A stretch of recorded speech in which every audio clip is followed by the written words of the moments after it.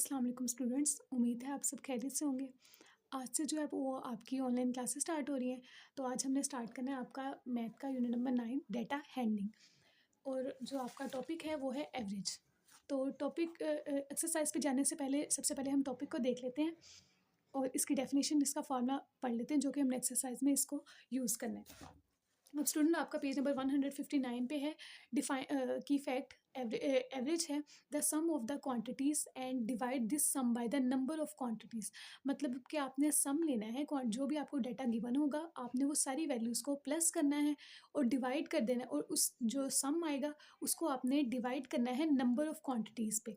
मतलब कि वो जितनी भी वैल्यू 4 होंगी, वैल्यूज़ 5 होंगी, उसके साथ आपने उसको डिवाइड कर देना है। ये होती है एवरेज।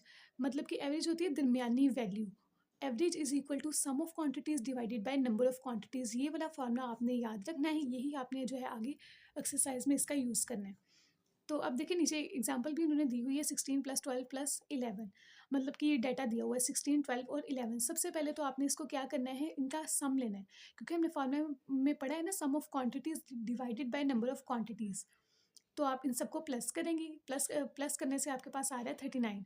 अब नंबर ऑफ क्वांटिटीज़ कितनी है, 3, 1, 2 एंड 3। आपने इसको 3 के साथ डिवाइड करना है, तो ये हमारे पास इसकी क्या है, निकल आएगी एवरेज। मतलब कि ये जो गिवन डाटा दिया हुआ था इसकी एवरेज, इसकी दरमियानी वैल्यू जो है वो है 13। स्टूडेंट आपकी एक्सरसाइज 1 है पेज नंबर 161 पे। यहाँ पे क्वेश्चन नंबर 1 है, find the average of the following. ये डाटा उन्होंने दिया हुआ है, हमने इसमें से जो है वो एवरेज फाइंड करनी है। ठीक है, अब फर्स्ट क्वेश्चन का ए पार्ट ले लिया है, 4, 13, 25 वाला। तो इसको सॉल्व करते हैं।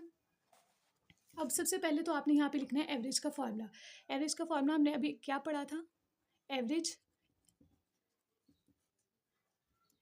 इक्वल है सम ऑफ द क्वांटिटीज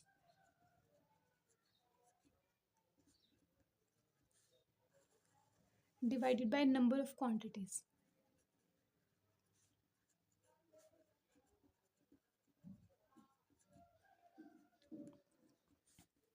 तो अब देखें सम ऑफ क्वांटिटीज़, ये सारी जो है ये हमें क्वांटिटीज़ गिवन है। हमने इसको यहाँ पे लिखना है 4 + 13 + 25 + 32 + 42 + 52।